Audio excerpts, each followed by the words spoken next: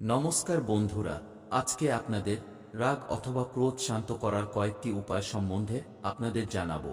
আপনার বাড়িতে কেউ যদি প্রচণ্ড রাগ করে বা একটি ছোটখাট বিষয়ে মেজাজ হারিয়ে ফেলেন বা প্রতিটা ব্যাপারে রেগে যান, তাহলে আজকের ভিডিওতে বলা প্রতিকারগুলির মধ্যে যে কোনো একটি প্রতিকার করলে তার সমস্ত রাগ নষ্ট হয়ে যাবে। জ্যোতিষশাস্ত্র অনুসারে রাগের প্রধান কারণ হতে পারে মঙ্গল, সূর্য, শনি, রাহু এবং চন্দ্র। সূর্য, চন্দ্র ও মঙ্গল যদি কোনো ব্যক্তির কুণ্ডলিতে একে অপরের সাথে কোনো সম্পর্ক তৈরি করে, তাহলে সেই ব্যক্তি প্রত্যাশার থেকে বেশি রেগে যান। রাগ হল অগ্নি উপাদানের নির্দেশক। যখন অগ্নি উপাদান অন্যান্য রাশি বা গ্রহের সাথে মিলিত হয়, তখন ব্যক্তি প্রতিটি বিষয়ে রাগ করে। এছাড়া যাদের কুণ্ডলিতে মঙ্গল অশুভ অবস্থানে থাকে, তাদেরও অত্যাধিক রাগ আসে। রাগ শান্ত করার সহজ কয়টি উপায়।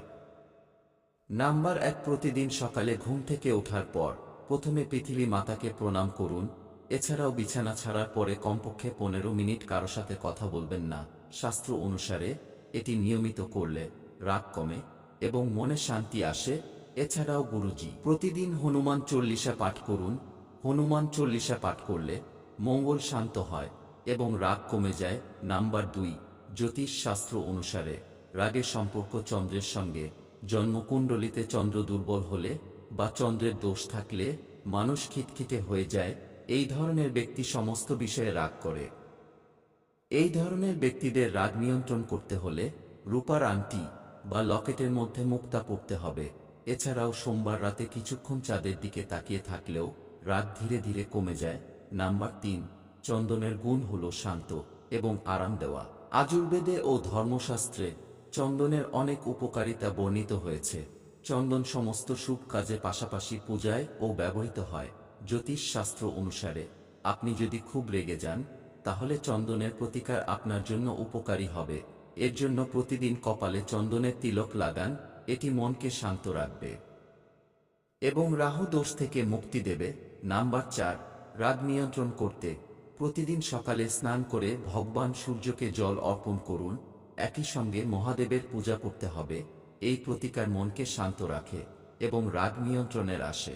নাম্বার 5, উল্টো গুণটি আপনাকে আপনার রাগ নিয়ন্ত্রণ করতে সাহায্য করতে পারে।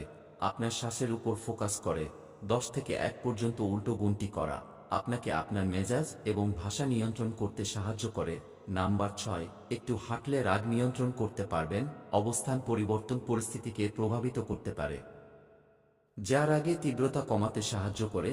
তাই যখনই কেউ রেগে যায়, একটি ভালো বিকল্প হলো বেশি কথা না বলে উঠে হাঁটা।